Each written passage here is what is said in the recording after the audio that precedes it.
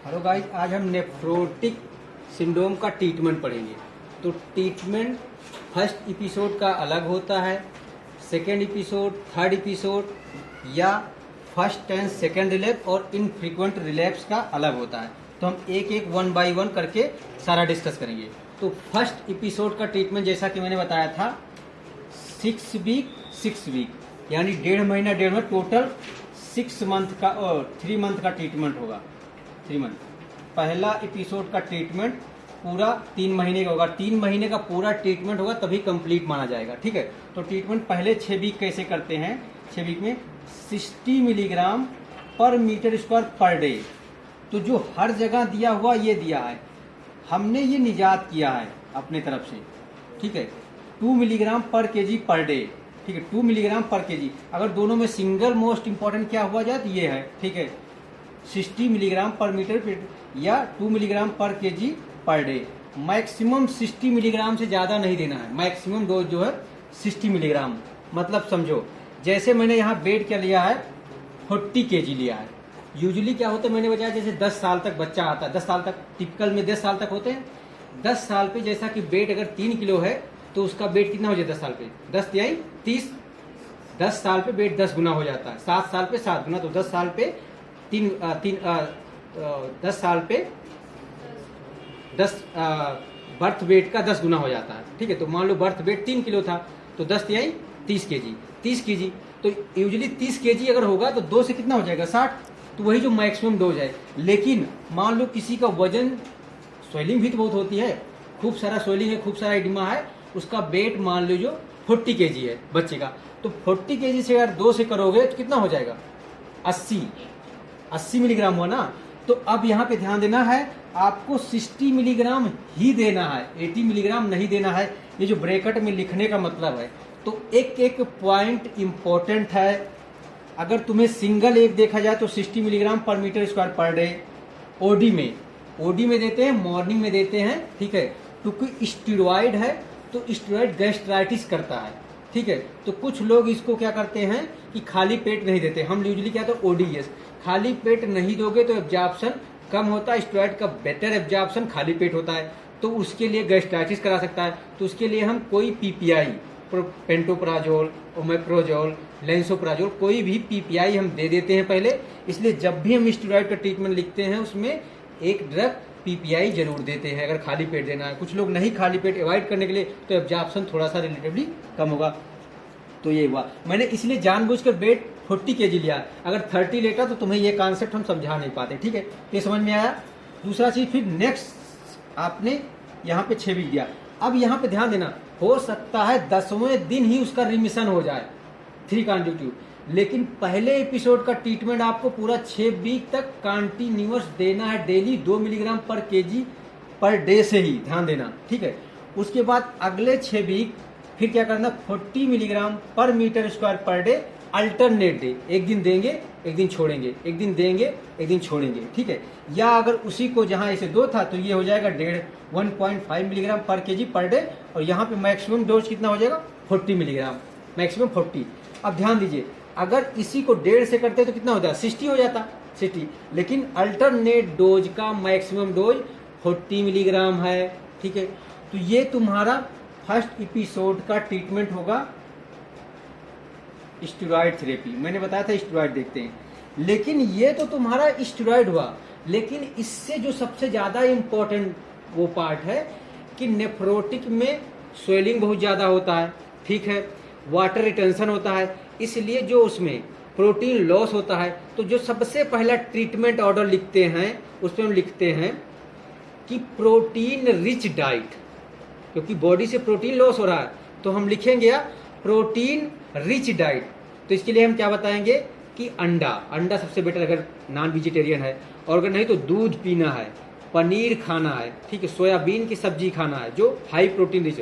और अंडा में एक चीज ध्यान देना, मैंने बताया था कोलेस्ट्रॉल ऑलरेडी भरा होता है, बढ़ा होता है, और अंडे में पीला वाला पार्ट कोलेस्ट्रॉल होता। तो एक बात बताना बहुत बहुत इंपॉर्टेंट है कि पीला वाला पार्ट निकाल के खिलाना है। पीला वाला पार्ट निकाल का, मान लो 2 अंडा 3 अंडा जितना भी वो खा सके जो एज है उसमें पीला वाला पार्ट निकाल के खिलाना, ये पार्ट बताना बहुत जरूरी है, क्योंकि सीरम कोलेस्ट्रॉल ऑलरेडी बढ़ा होता है। ठीक है, ये चीज पहला पॉइंट। दूसरा पॉइंट होता है कि चूंकि ऑलरेडी इडिमा, अगर नमक खिलाओगे बीपी बढ़ने के, नेफ्रोटिक में चांस है, नेफ्राइटिक में बीपी भी कंट्रोल करना, तो उसे बोलते हैं extra salt restricted diet. Extra salt restricted, बहुत लोग लिखते हैं लो साल्ट डाइट। टर्म ध्यान देना, एक्स्ट्रा साल्ट, क्योंकि एक्स्ट्रा साल्ट मतलब जैसे बाहर से आप किसी चीज में, मान लो कोई अचार खा रहे हो, उसके साथ कुछ लोग नमक खाते हैं, कुछ किसी चीज के साथ नमक खाते हैं, जो बाहर से नमक खा रहे हैं वो। अच्छा ये बताओ, दाल में घर वाले दाल खा रहे हैं तो उसमें दाल में नमक निकाल थोड़ी पाओगे, बच्चे के लिए देना ही पड़ेगा। ठीक है, ऐसा नहीं है तो बच्चे के लिए अलग दाल बनाओ, और अलग बनाने के लिए उसका बीमारी ऐसी है, ये तो डेली करना है ना, डेली करना तो पॉसिबल है, घर वालों के लिए अलग दाल बनाओ, और पेशेंट भी पुअर आते हैं, तो इसीलिए टर्म बहुत लो साल्ट रॉन्ग टर्म है। नहीं, लो साल्ट नहीं दे सकते आप, घर वाले कम साल्ट दोगे, घर वाले के अच्छे नहीं खाना, एक नॉर्मल साल्ट पे ही खाना अच्छा स्वादिष्ट होगा। तो एक दिन का हो, चलो घर वाले एडजस्ट कर लेंगे, नहीं करेंगे ना, तो इसलिए टर्म होता है एक्स्ट्रा साल्ट रेस्ट्रिक्टेड आउट। जो बाहर से साल्ट है, अचार के साथ या कोई और चीज़, जो आम के साथ, जैसे लड़कियों की आदत होती है मतलब वो चीज़ खाने के, तो आदत वो चीज़ मतलब वो करके नहीं करना है। इसलिए मान लो नेफ्रोटिक, वैसे नेफ्रोटिक मेल फीमेल का रेशियो 2:1 है, मेल पेशेंट ज़्यादा आते हैं नेफ्रोटिक के। ठीक है, तो उसमें क्या ना एक्स्ट्रा, तो ट्रीटमेंट उसमें लिखेंगे पहला high protein rich diet, high protein diet या protein extra salt restricted diet. उसके बाद स्टेरॉइड देंगे, पीपीआई का आपको ऑर्डर ना, प्रोटॉन पंप इनिबिटर एक देंगे, लेंसोप्राजोल। हमारे बच्चों में लेंसोप्राजोल पे प्रीफर करते हैं, क्योंकि लेंसोप्राजोल 15 मिलीग्राम का 30 मिलीग्राम, 1 मिलीग्राम पर केजी से देते हैं। अगर 15 किलो से कम है तो 1 मिलीग्राम पर केजी, 15 से ज़्यादा है तो 30 का वाला आता है, तो ये हम दे सकते हैं। पेंटोप्राजोल और जो पेंटाप होता है हम अवॉइड करते हैं, ओमेप्राजोल अवॉइड करते हैं। हमारा 20 मिलीग्राम का था वो भी दे सकते हैं, लेकिन हम लेंसोप्राजोल प्रीफर करते हैं, वो देना है। बाकी और सारी चीज़ें जो उसका इडिमा के लिए, ठीक है, अगर इडिमा बहुत ज़्यादा है, देखो इडिमा के लिए फ्रूसामाइड देते हैं, फ्रूसामाइड या लैसिलेक्टोन, लैसिक्स और स्पाइनोलेक्टोन कॉम्बिनेशन आता है। 20 मिलीग्राम लैसिक्स होता है, मतलब फ्रूसामाइड, और 50 मिलीग्राम स्पाइनोलेक्टोन, दोनों का कॉम्बिनेशन आता है, उसको देते हैं ओरल, वो ओरल होता है। और लैसिक टूटी आईवी होता है, मान लो आईवी नहीं, बच्चा स्टेबल, देखो नेफ्रोटिक कैसे बस बैठा हुआ था, अगर स्टेबल है तो हम क्यों उसको इंजेक्टेबल देंगे, लेकिन शुरुआत में हम देखते हैं। तो जो आईवी लैसिक का इंडिकेशन या मतलब डायूरेटिक्स का इंडिकेशन, वो 2 इंडिकेशन है। अगर उसको रिस्पायरेटरी डिस्ट्रेस हो रहा है, रिस्पायरेटरी डिस्ट्रेस क्यों होगा भाई, हर जगह फ्लूइड इकट्ठा होगा तो प्लूरल डिफ्यूजन के चांस, बायलेटरल प्लूरल डिफ्यूजन है उसको, इसलिए रिस्पायरेटरी डिस्ट्रेस हो रहा है, तो वहां पे देना है। या फिर टेंस एसाइटिस इतना ज्यादा हो कि जो एब्डोमिनल के जो बिसरा है और सारी चीज उस पर स्ट्रेचिंग हो रही है, या रीनल कैप्सूल की स्ट्रेचिंग हो रही है, पेन हो रहा है, तो उस पेन को रिड्यूस करने के लिए, ठीक है, यूजली एसाइटिक अगर बहुत ज्यादा है, एसाइटिक टैप भी कुछ लोग करते हैं, यूजली अवॉइड करते हैं। और कारण इसमें क्या है, एल्बुमिन लीवर बना नहीं रहा, लीवर तो बना रहा, प्रोटीन से लॉस, उसमें किडनी से लॉस हो रहा है। तो हमें जहाँ पे, और मैंने बताया मिनिमम चेंज वाला मोस्टली इम्यून कॉम्प्लेक्स मीडिएट होता है, वहाँ की जो पोडोसाइट होता है उसका डिस्ट्रक्शन कर देता है। तो हम काज को रिमूव करेंगे, अपने आप एल्बुमिन हो जाएगा। तो कभी कभी एल्बुमिन ट्रांसफ्यूजन क्या होता है, अगर 1.5, मैंने बताया था हाइपोलुमिया डिफिनेशन 2.5 से कम पे, लेकिन अगर कम होते होते 1.5 से कम हो गया तो ये एल्बुमिन ट्रांसफ्यूजन का इंडिकेशन होता है। 1 ग्राम पर केजी से हम ट्रांसफ्यूज करते हैं। 20%, 10% का दोनों आता है, यूजली 20% का मतलब होता है 20 ग्राम पर 100 ml, ठीक है। तो मान लो 10 किलो का बच्चा है, 1 से करोगे 10 चाहिए, और मान लो 20 ग्राम का बच्चा होगा तो 1 से करोगे तो 20 ग्राम चाहिए, तो 20 ग्राम मतलब 100 ml दे देना है। कितनी देर में देना, 2 घंटे में, ये बहुत कॉमनली मिस्टेक, 2 घंटे में देना होता है। अभी वो स्टेरॉइड रेजिस्टेंट वाले में हम ये अच्छे से बताएंगे। तो फर्स्ट एपिसोड का ट्रीटमेंट आपको क्लियर हुआ होगा आई थिंक अच्छे से। देखो अब तुम्हारा फर्स्ट एपिसोड का ट्रीटमेंट हो गया, ठीक है। अब ध्यान देना, जैसा कि सेकेंड एपिसोड, थर्ड एपिसोड या first and second relapse, second episode को फर्स्ट रिलेप्स बोलेंगे, थर्ड एपिसोड को सेकेंड रिलेप्स, तो बात तो वही हुई। या इनफ्रीक्वेंट रिलेप्स है तो इन सब का ट्रीटमेंट सेम होता है।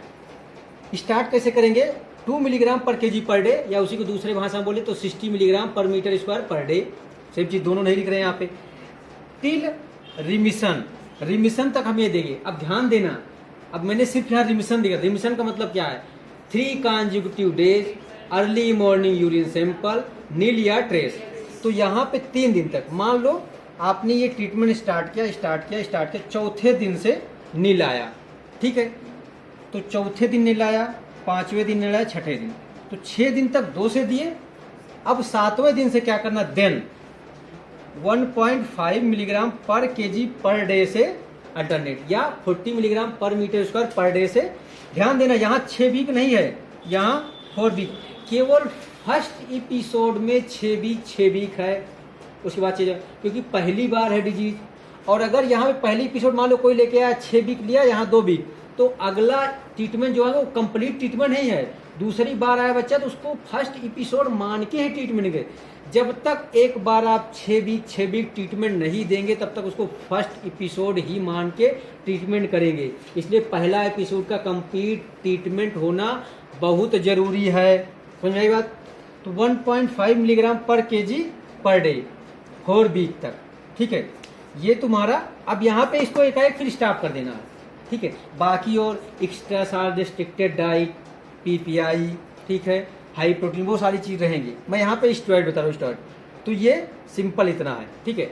अब क्या करना है, मान लो ये फ्रीक्वेंट रिलैप्स था या स्टेरॉइड डिपेंडेंट। ध्यान देना, फ्रीक्वेंट रिलैप्स और स्टेरॉइड डिपेंडेंट का ट्रीटमेंट सेम है, क्योंकि हर 6 महीना में मान लो 2 बार या 3 बार आ जा रहा है, तो अब इतनी जल्दी जल्दी कहाँ वो कर पाओगे। तो इसलिए सीधा सा ट्रीटमेंट जो स्टेरॉइड डिपेंडेंट का है फ्रीक्वेंट रिलैप्स से, वही सेम चीज यहाँ से मान लो फ्रीक्वेंट रिलैप्स है तो पहले 2 मिलीग्राम टिल रिमिशन, उसके बाद देन 1.5 4 वीक तक, ठीक है।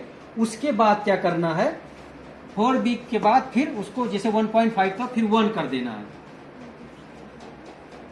1 कर देना है, ठीक है। 1 कर दिए। अब मान लो इसको मान लेते हैं, कोई एग्जैक्ट कहीं नहीं लिखा, 4 वीक तक ये दिए। उसके बाद हमारा बेसिक मोटो क्या होता है, इस बच्चे में फ्रीक्वेंट रिलैप्स से स्टेरॉइड डिपेंडेंट 0.3 to 0.7 मिलीग्राम पर केजी पर डे के बीच में रखना होता है, या दूसरे भाषा में कहें लेस देन 0.7 मिलीग्राम पर केजी पर डे से कम रखना होता है। एवरेज हम मान लेते हैं ये रेंज है 0.5 मिलीग्राम पर केजी पर डे। ऐसा क्यों करते हैं, 0.7 के नीचे ही क्यों? क्योंकि जब हम स्टेरॉइड 0.7 मिलीग्राम पर केजी पर डे तो स्टेरॉइड टॉक्सिसिटी के साइन नहीं मिलते हैं, नहीं आते हैं। इसलिए अब इसका ट्रीटमेंट लगभग ये वाला जो है, ये इसको ऐसा नहीं है जिंदगी भी चलेगा, ठीक है। ये 9 to 18 मंथ के आसपास चलता है, या इसका भी राउंड फिगर में 12 मंथ ले लेते हैं, ठीक है। 12 मंथ ये वाला चलेगा। बाकी जो आप यहाँ दिए 4 वीक ये दिए, ये वाला, ठीक है। इतने के बाद फिर हम बंद करेंगे, और बंद करने के बाद फिर से मान लो आ गया फ्रीक्वेंट या स्टेरॉइड, फिर उसके साथ ट्रीटमेंट। मान लो इस वाले में चला गया, इसके अनुसार ट्रीटमेंट करेंगे। फर्स्ट एपिसोड तो एक ही बार हो सकता है। इसमें ये समझ में आया कोई बात, ठीक है। इतना तो कोई डाउट सबको क्लियर है। नेक्स्ट इंपॉर्टेंट पार्ट है स्टेरॉइड स्पेयरिंग एजेंट। अब जैसे मैंने बताया स्टेरॉइड स्पेयरिंग एजेंट की जरूरत क्यों पड़ेगी, क्योंकि जो फ्रीक्वेंट रिलैप्स है स्टेरॉइड डिपेंडेंट है, अगर मान लो स्टेरॉइड दे रहे हैं आप, क्योंकि उसमें लंबे, मैंने कहता 9 से 18 महीने तक देना पड़ता है, एवरेज 12 महीना। इतना लंबा ड्यूरेशन देंगे तो बहुत ज़्यादा चांसेस है स्टेरॉइड टॉक्सिसिटी होने के। तो पहला तो इंडिकेशन क्या है स्टेरॉइड स्पेयरिंग एजेंट के, तो 2 इंडिकेशन है। एक तो स्टेरॉइड जो प्रेडनिसोलोन है, जो हम 2 मिलीग्राम पर केजी से, उसको रिमिशन के लिए अगर 0.7 मिलीग्राम पर केजी पर डे से ज़्यादा रखना पड़ गया, ठीक है। मैंने बोला था कि 0.3 से 0.7 के बीच में रखना है। अगर 0.7 से नीचे रहेगा तो स्टेरॉइड टॉक्सिसिटी यूजुअली नहीं आती है। अगर 0.7 मिलीग्राम पर केजी पर डे से ऊपर रह रहा है, आपको रिमिशन तो चाहिए अल्टीमेटली। आपको मान लो 1 पे रिमिशन आ रहा है, जैसे आप 0.7 पे किए तो ऐसे फिर आ जा रहा है, ठीक है, रिलैप्स हो जा रहा है, तो आपको रिमिशन फिर डोज बढ़ाए। अब इस डोज पे अगर लंबे समय तक रखेंगे टॉक्सिसिटी आ जाएगा। तो अगर किसी को प्रेडनिसोलोन लंबे समय तक जो ड्यूरेशन है वहाँ पे मान लो जो 1 साल बन रहा था, 9 महीने से 18 महीना, वो 0.7 मिलीग्राम पर केजी पर डे से ज़्यादा, तो आपको स्टेरॉइड स्पेयरिंग एजेंट यहाँ ये यूज कर लेंगे ताकि इसका डोज कम हो जाए, 0.7 के नीचे आ जाए, हमारी टॉक्सिसिटी नहीं आए, ठीक है। दूसरा क्या है, या उसको स्टेरॉइड टॉक्सिसिटी आ गई, मान लो हो सकता है डोज कम ही पे आ गया, ठीक है, या मान लो पहले जब आप कर रहे थे स्लो वहीं पे आ गया स्टेरॉइड टॉक्सिसिटी। स्टेरॉइड टॉक्सिसिटी के फीचर क्या होंगे, हाइपरटेंशन, बच्चा हाइपरटेंशन, हालांकि नेफ्रोटिक सिंड्रोम में हाइपरटेंशन हो सकता है, नेफ्रोटिक से नेफ्राइटिक में जा रहा है तब भी, तो हाइपरटेंशन एलोन नहीं, स्टेरॉइड ग्रोथ रिटार्डेशन कराता है, शार्ट स्टेचर उसको मिलेगा, ठीक है, क्योंकि जो इफिसाइसियल वो होते हैं उसको जल्दी फ्यूज करा देता है, तो ग्रोथ रिटार्डेशन करा देगा, शार्ट स्टेचर मिलेगा, या कुशिंगॉइड फीचर मिलेगा, ठीक है। क्या होगा, ये ज़्यादा होगा, हाथ पैर पतले पतले हो जाएंगे ये, ठीक है, मून शेप जैसे बताते ना, या कहते हैं लेमन एंड स्टिक अपीयरेंस, कभी बार पूछते हैं, जैसे कि मतलब सब कुछ पतला पतला हो, जैसे एक उस पर रखा, एक लाठी पे स्टिक पे नींबू रखा हुआ है, ठीक है, वैसे हो जाता है, लेमन एंड स्टिक अपीयरेंस बोल देते हैं। तो कुशिंगॉइड फीचर मिल रहा है, शार्ट स्टेचर मिल रहा है, हाइपरटेंशन, ये स्टेरॉइड, तो दो इंडिकेशन है। प्रेडनिसोलोन का डोज हमें 0.7 से ज़्यादा रखना पड़ा है, या स्टेरॉइड टॉक्सिसिटी फीचर मिला, तो हमें स्टेरॉइड स्पेयरिंग एजेंट यूज करना पड़ेगा। अब स्टेरॉइड स्पेयरिंग एजेंट के पहला इंपॉर्टेंट नाम, तो किस आर्डर में, ये आर्डर लिखा हो, इस आर्डर में यूज करते हैं। सबसे पहले लिवामिसॉल को प्रेफरेंस देते हैं, उसके बाद साइक्लोफॉस्फेमाइड, इसके बाद माइकोफिनोलेट मोफ्टिल, ठीक है, उसके बाद साइक्लोस्पोरिन, रिटुक्सीमैब, टेक्रोलिमस, ठीक है। रिटुक्सीमैब मोनोक्लोनल एंटीबॉडी होती, बहुत महंगा होता है, सबसे लास्ट में प्रीफर करते हैं, ठीक है, हमने लिख दिया है इसे, ठीक है, सबसे ज़्यादा। तो अब देखो कौन सा कितने दिन के लिए यूज करते हैं, कैसे यूज करते हैं। लिवामिसाल क्या है, फार्मा से, ये हमारे जब क्विज प्रतियोगिता था उसमें पहला क्वेश्चन था कि which of the anti helminthic drug is use in nephrotic syndrome, पहला क्वेश्चन था। तो ये एंटी हेलमेंथिक ड्रग है लिवामिसाल। आप जो एंटी हेलमेंथिक ड्रग कुछ पढ़ोगे, ये क्या करता है, फ्लैसिड पैरालिसिस करता है, कैल्शियम चैनल, वो क्या नाम, क्लोराइड चैनल को ओपन करके, इसका शायद मैकेनिज्म एग्जैक्ट नहीं है। तो लिवामिसाल एंटी हेलमेंथिक ड्रग है, क्योंकि ये इम्यूनोसप्रेसेंट इसका साइड इफेक्ट होता है, उस साइड इफेक्ट को हम नेफ्रोटिक सिंड्रोम में इफेक्ट के रूप में यूज करते हैं। तो लिवामिसाल का डोज, ध्यान देना डोज कैसे याद करेगा, याद करना है 2 to 2.5 मिलीग्राम पर केजी पर डे, ठीक है। अब ध्यान देना यहाँ पे ये अल्टरनेट डे यूज करते हैं। साइक्लोफॉस्फेमाइड क्यों हम सीधे से, इसका डोज देखो 2 to सेम डोज है, 2 to 2.5 मिलीग्राम पर केजी पर डे, ठीक है। इसको हम ओडी यानी डेली यूज करते हैं, ठीक है। अब ध्यान देना, इसको जो साइक्लोफॉस्फेमाइड 12 वीक में 4 3 12 3 मंथ बनेगा, तो सिर्फ 3 मंथ के लिए देते हैं। अब जो लिवामिसाल है वो 1 to 2 ईयर, मतलब 1 से 2 साल, मिनिमम 1 साल और ज़्यादा से ज़्यादा 2 साल, 1 to 2 ईयर, ठीक है। अल्टरनेट, अब ज़्यादा ड्यूरेशन देना है अल्टरनेट डे, ये कम ड्यूरेशन के लिए, क्यों, क्योंकि साइक्लोफॉस्फेमाइड का एक बहुत भयानक साइड इफेक्ट होता है, आपने उसमें फार्म पढ़ा, हीमोरेजिक सिस्टाइटिस। हालांकि जो ये डोज है इस पे यूजली नहीं देखने को मिलता, अगर पानी अच्छे से ले रहे हो तो नहीं। ये जो एंटी कैंसरस हायर डोज में होता है, एंटी कैंसर के रूप में जो यूज किया जाता है हायर डोज में, इसका इवन इसका एक भाई बहन होता है आइसोफॉस्फेमाइड, साइक्लोफॉस्फेमाइड, उसका हीमोरेजिक सिस्टाइटिस जो होता है 10 टाइम या 100 टाइम मोर ज़्यादा होता है। इसलिए आइसोफॉस्फेमाइड को रिवाइड दोनों में पूछा जाता है कि इसमें से कौन ज़्यादा हीमोरेजिक सिस्टाइटिस कराता है, तुम्हारे एंटी कैंसर फार्मूला में पूछा जाता है, इसलिए यहाँ पे याद ला दें, ठीक है। अल्टरनेट डे डेली 1 से 2। अब देखो माइकोफिनोलेट मोफ्टिल का डोज देखो, यहाँ 2 और 2.5, उसी का 10 गुना बढ़ा दो, 20 से 25 है यहाँ पे, याद करने का तरीका वैसे याद नहीं, 20 से 25 मिलीग्राम पर केजी पर डे, ये भी डेली यूज करते हैं, ठीक है। ये भी, ये कितने, 1 से 3 साल, ये 1 से 2 साल, 1 से 3 साल तक यूज करते हैं, मिनिमम 1 साल, ठीक है। माइक्रोफोन यूजली हम, अब अच्छा ये नहीं कि सब यूज करते हैं, आपके पास ऑप्शन है, ज़्यादातर हमने जो यूज किया है लिवामिसाल से ही काम चल जाता है, या फिर चूंकि ये महंगा थोड़ा आता है रिलेटिवली और कम ड्यूरेशन के, तो साइक्लोफॉस्फेमाइड, तो ज़्यादातर लोग प्रीफर इसको करते हैं, समझ रहे हो ना, कम ड्यूरेशन के और थोड़ा सस्ता पड़ जाता है, बाकी प्रेफरेंस इसको देना चाहिए। अगर पेशेंट अच्छा एफोर्ड कर सकता है तो ये वाला अच्छा, इसके साइड इफेक्ट दोनों ड्रग के एक कॉमन साइड इफेक्ट है ल्यूकोपीनिया, ल्यूकोपीनिया कॉमन साइड है, इसलिए एवरी वीक हम क्या करते हैं सीबीसी में हम क्या देखेंगे, TLC, total leukocyte count. Leucopenia तो नहीं होगा, ल्यूकोपीनिया होगा तो इन्फेक्शन के चांस बढ़ जाएंगे। एक तो आप स्टेरॉइड दे रहे हो, ल्यूकोपीनिया करा रहा है, तो चांस किसके इन्फेक्शन के बढ़ जाएंगे, ठीक है। स्टेरॉइड दे के आप इम्यूनिटी कम कर रखे हो, तो इसलिए एक वीक पे या कुछ लोग 2 वीक पे टीएलसी करा के देखते रहते हैं, अगर सही है बढ़िया तो चलाते रहेंगे, अगर कम हो रहा है, ज़्यादा कम हो रहा है, तो उस समय के लिए हमें डोज कम करना पड़ सकता है, रोकना पड़ सकता है, ठीक है। जो साइक्लोस्पोरिन का डोज है वो 4 to 5 मिलीग्राम पर KG per day 1 to 3 year. ये स्टेरॉइड रेजिस्टेंट में यूज करते हैं, अभी हम आएंगे स्टेरॉइड रेजिस्टेंट में तो वहाँ बताएंगे, ठीक है। रिटुक्सीमैब का जो है 375 milligram per metre square, per day नहीं है यहाँ, क्योंकि ये वंस पर वीक यूज करते हैं, एक वीक में एक बार IV यूज करते हैं, टोटल दो डोज, यानी एक वीक में एक डोज, यानी एक वीक आज दे दिए, एक वीक बाद एक डोज, टोटल केवल 2 ही डोज देते हैं। मोनोक्लोनल एंटीबॉडी है 375 मिलीग्राम। आज तक मैंने यूज नहीं किया है, ना आज तक मैंने यूज होते देखा है, सिर्फ किताबों में पढ़ा है, क्योंकि ये सब मिलती नहीं आसानी से और बहुत ही महंगी, बहुत ज़्यादा मॉनिटरिंग की जरूरत होती है, ठीक है। टेक्रोलिमस 0.1 to 0.2 मिलीग्राम पर केजी पर डे, ये भी 1 से 3 साल, मतलब मिनिमम 1 साल, मैक्सिमम 3 साल तक यूज कर सकते हैं। सेम ये वाला है, डोज दोनों का अलग है, दोनों स्टेरॉइड रेजिस्टेंट में यूज करते हैं, अभी हम बताएंगे, ठीक है। और इसका जो लिवर मिसाल का एक साइड इफेक्ट रैश, कभी कभी रैश ही आते हैं, और फ्लू लाइक सिम्टम, इसे इन्फ्लुएंजा वाला फ्लू लाइक सिम्टम, तो फ्लू लाइक सर्दी खांसी और ये सारी चीज़ें आ सकते हैं, तो साइड इफेक्ट, ठीक है। इसमें साइड इफेक्ट सबसे इम्पोर्टेंट ल्यूकोपेनिया है, और इसी का मॉनिटरिंग हम कराते हैं, ठीक है।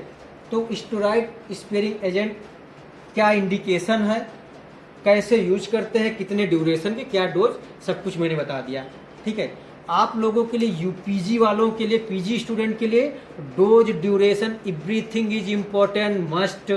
UG स्टूडेंट के लिए आपके लिए नाम याद होना चाहिए और कितने ड्यूरेशन, अगर डोज वोज नहीं याद है तो कोई बात नहीं है, ठीक है। अब हम देखेंगे स्टेरॉइड रेजिस्टेंट का ट्रीटमेंट, इसको समझना थोड़े अच्छे से, ठीक है। ये ट्रीटमेंट थोड़ा सा बड़ा है।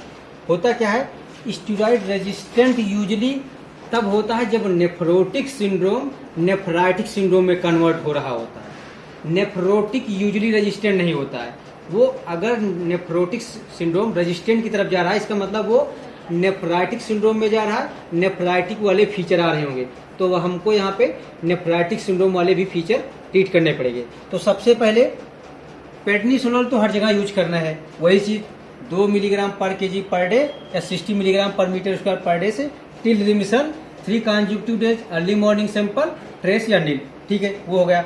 फिर उसके बाद 1.5 से आए 1.5 मिलीग्राम पर केजी पर डे, अल्टरनेट डे 4 वीक, यहाँ तक तो सेकंड एपिसोड सब चलता था। उसके बाद अब देखना, वहाँ मैंने बताया था 1.5 से 1, यहाँ 1.5 से 1.25 मिलीग्राम पर केजी पर डे, अल्टरनेट डे 4 वीक, यहाँ भी 4 वीक है, 4 वीक ध्यान देना, ठीक है। उसके बाद 1.25 पे 1 मिलीग्राम पर केजी पर डे अल्टरनेट, ये 4 मंथ है, ठीक है। पहले 2 में 4 वीक है, ध्यान देना।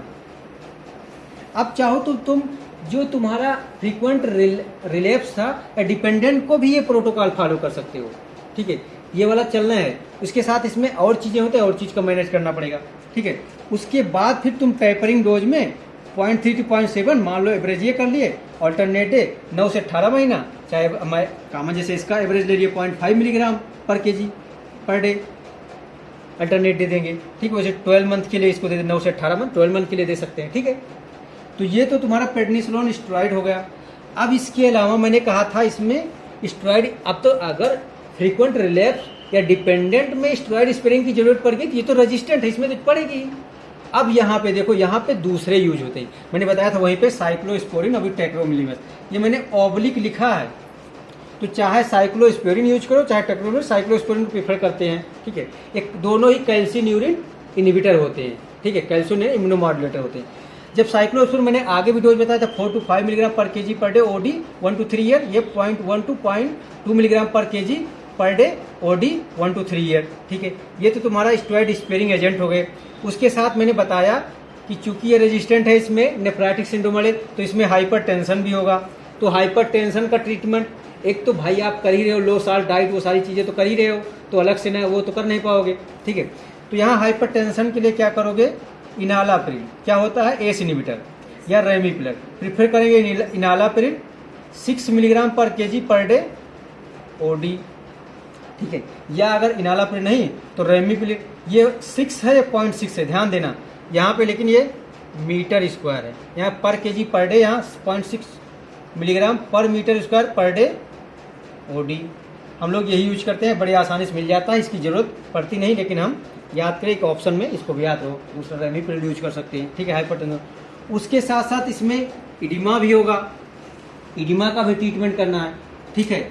इडिमा का ट्रीटमेंट चूंकि काज क्या है, एल्बुमिन लास्ट, तो यहाँ करते हैं हम एल्बुमिन ट्रांसफ्यूजन। एल्बुमिन बहुत महंगा आता है, ठीक है, बहुत महंगा आता है एल्बुमिन। एल्बुमिन का डोज बनता है 1 ग्राम पर KG per day over 2 hours. Albumin usually जो 20% आता है, 10% का बजाय 20%। 20% का मतलब हुआ 20 ग्राम पर 100 ml। जैसे हम बच्चा लिए थे 40 किलो, जो एग्जाम्पल लिए थे 40 किलो, तो इसको कितना हो जाएगा, 40 ग्राम जरूरत पड़ेगा। 40 ग्राम 100 ml में 20 है, तो 40 के लिए 200 ml की जरूरत पड़ेगी। बस समझ में आई, ठीक है। मान लो 10% वाला होता तो इसका और दूना जरूरत पड़ता, मतलब फिर 10 ही ग्राम होता ना 100 ml में, तो इसको कितना जरूरत पड़ता, 400 ml की जरूरत पड़ती, ठीक है, 400 ml देना पड़ता ना। अब 400 ml किसी को फ्लूइड दोगे 2 घंटे में, तो इडिमा ऑलरेडी हो रखा है, ठीक है। आप इडिमा का ट्रीटमेंट, तो इडिमा और हो जाएगा। तो उस इडिमा को कम करने के लिए हम एल्बुमिन के साथ साथ फ्रूसामाइड भी देते हैं। फ्रूसामाइड का डोज 1 मिलीग्राम पर केजी, ये 1 ग्राम पर केजी है ओवर 2 आवर्स। ध्यान देना, ये यूजुअली क्या होता है, लोग क्या करते हैं आधे घंटे 1 घंटे में चढ़ा देते हैं, तो ये भी दिक्कत है, इडिमा और गड़बड़ हो जाएगा या एल्बुमिन का साइड इफेक्ट आ सकता है, ठीक है। इसलिए 2 घंटे में इसको देते हैं। फ्रूसामाइड 1 मिलीग्राम पर केजी एक सिंगल स्टेट डोज देते हैं, ठीक है, स्टेट डोज, ताकि वो फ्लूइड उसका छान के निकाल दे, इडिमा ना हो, ठीक है। तो ये स्टेरॉइड रेजिस्टेंट का ट्रीटमेंट हुआ। तो नेफ्रोटिक में आपका first episode, second episode, third episode, first relapse, second या इनफ्रीक्वेंट रिलैप्स का एक ग्रुप में ट्रीटमेंट वो हो गया। फ्रीक्वेंट रिलैप्स स्टेरॉइड डिपेंडेंस का ट्रीटमेंट हो गया आपका। स्टेरॉइड रेजिस्टेंट का ट्रीटमेंट हो गया। इतना जितना मैंने बता दिया मोर देन इनफ है, चाहे वो पीजी स्टूडेंट के लिए चाहे यूजी स्टूडेंट के लिए। नेक्स्ट आपका इंपॉर्टेंट पार्ट है, कुछ क्वेश्चन नेफ्रोटिक सिंड्रोम से पूछे जाते हैं। एक जैसे होता है बायोकेमिकल हाइपोथायरॉयडिज्म। ये बायोकेमिकल हाइपोथायरॉयडिज्म क्या होता है, जैसे जो हमारा थायराइड होता है T3 T4 वो 2 फार्म में होता है, एक बाउंड फार्म में, एक होता है फ्री फार्म में, ठीक है। जो बाउंड फार्म होता है किससे बाइंड होता है, थायराइड बाइंडिंग ग्लोबुलिन, क्या होता है, थायराइड बाइंडिंग। तो जैसा नेफ्रोटिक सिंड्रोम में क्या होता है, प्रोटीन लॉस होता है, तो क्या थायराइड बाइंडिंग ग्लोबुलिन कम होगा, कम होगा कि नहीं होगा, तो थायराइड बाइंडिंग ग्लोबुलिन कम होगा, ठीक है। एक्चुअली वो बाइंड भी होगा T4 से, बाइंड होगा, बाइंड होके साथ नीचे चलेगा, तो क्या बाउंड फार्म T4 का कम होगा कि नहीं होगा, कम होगा। फ्री फार्म क्योंकि थायराइड बाइंडिंग ग्लोबुलिन से बाइंड ही नहीं है, तो वो तो ब्लड में रहेगा, वो कम होगा नहीं कम होगा। तो फ्री फार्म नॉर्मल होता है, TSH भी नॉर्मल होता है, क्योंकि TSH डिटेक्ट फ्री फार्म को करता है। अगर फ्री फार्म कम होगा तो TSH बढ़ता है, घटता है। तो फ्री फार्म नॉर्मल है तो TSH नॉर्मल होगा। अगर बाउंड फार्म कम हुआ तो क्या टोटल T3 T4 कम होगा कि नहीं, अरे भाई कम होगा। जब बाउंड फार्म, टोटल तो बाउंड और फ्री दोनों से मिला है, अगर एक पार्ट कम होगा तो टोटल भी कम होगा ना। तो जो टोटल कम होता है, बाउंड कम होता है, बाकी फ्री नॉर्मल होता है इस प्रोसेस पे, क्योंकि बायोकेमिकल को नहीं, क्योंकि एक बायोकेमिकल प्रोसेस के कारण ऐसा हो रहा है ना। ग्लैंड में कोई कमी नहीं है, कोई फंक्शनल प्रॉब्लम नहीं है, इसलिए इसका एक अलग नाम दिया गया है। क्वेश्चन पूछा जाता है बार बार, एक्सप्लेन कैसे, क्यों होता है, क्या चीज होता है, तो आई थिंक अच्छे समझ में आया हो, बायोकेमिकल हाइपोथायरॉयडिज्म, ठीक है। दूसरा पॉइंट होता है जो नेफ्रोटिक सिंड्रोम होता है, उसमें हम कैल्शियम और विटामिन D3 का रिप्लेसमेंट करना जरूरी होता है। क्यों करते हैं, जैसे मैंने ट्रीटमेंट में वहाँ पहले नहीं बताया, अगर पहले बता देते तो हम लोग जान जाते। तो यहाँ पे ट्रीटमेंट में कैल्शियम भी देना होता, विटामिन डी। होता क्या है, विटामिन डी बाइंडिंग, जैसे थायराइड बाइंडिंग प्रोटीन होता है वैसे विटामिन डी बाइंडिंग प्रोटीन होता है। तो अगर vitamin D binding protein urine से निकल जाएगा तो विटामिन D25, एक होता है विटामिन D25 हाइड्रोक्सिलोज, एक होता है 125। तो एक्टिव फार्म कौन होता है, फ्री है एक्टिव फार्म 125। तो 125 वाला नॉर्मल होता है, लेकिन विटामिन D3 जो 25 वाला तो वो कम हो जाता है, वो कम होता है। लेकिन हमको मतलब इससे है तो ये सही रहता है। तो एक्चुअली यहाँ पे कम ये होता है, लेकिन जो एक्शन वाला होता है वो नॉर्मल होता है, बहुत प्रॉब्लम नहीं। लेकिन आप स्टीरॉयड थेरेपी भी दे रहे हो, स्टीरॉयड क्या करता है, बोन को वीक करता है। आपने पढ़े हो गए ऑस्टियोमलेशिया स्टेरॉयड के साइड में, ठीक है, ऑस्टियोपिनिया उसका साइड इफेक्ट होता है। तो वहां से वो क्या कर रहा है, कैल्शियम कम कर रहा है, इसलिए उसको आप स्टेरॉयड लंबे समय तक दे रहे हो। देखो स्टेरॉयड हर ट्रीटमेंट में, इसलिए इन दोनों चीजों को ध्यान में रखते हुए हम कैल्शियम और विटामिन डी। विटामिन डी क्या करेगा, कैल्शियम का अब्जॉर्प्शन बढ़ेगा, लेकिन बाहर से देना भी तो पड़ेगा, ठीक है। तो इसलिए कैल्शियम और विटामिन डी का रिप्लेसमेंट कराते हैं। ये पॉइंट एकदम आप लोगों को क्लियर हुआ होगा, किसी को कोई डाउट नहीं है। तीसरा पॉइंट है लिपिड क्यों बढ़ जाते हैं। तो मैंने बताया जैसा कि सिंथेटिक फंक्शन बढ़ जाता है प्रोटीन बढ़ाने के चक्कर में, क्योंकि प्रोटीन कंपनसेटरी लॉस हो रहा है रीनल से, लेकिन लिपिड नहीं लॉस हो रहा है, तो लिपिड बढ़ जाता है। अब ये तो मैंने वैसे जनरल बता दिया, अब उसमें क्यों कैसे बढ़ते हैं वो पूछते हैं, कौन से एंजाइम बढ़ते हैं, कौन से एंजाइम घटते हैं लिपिड सिंथेसिस जो बढ़ता है।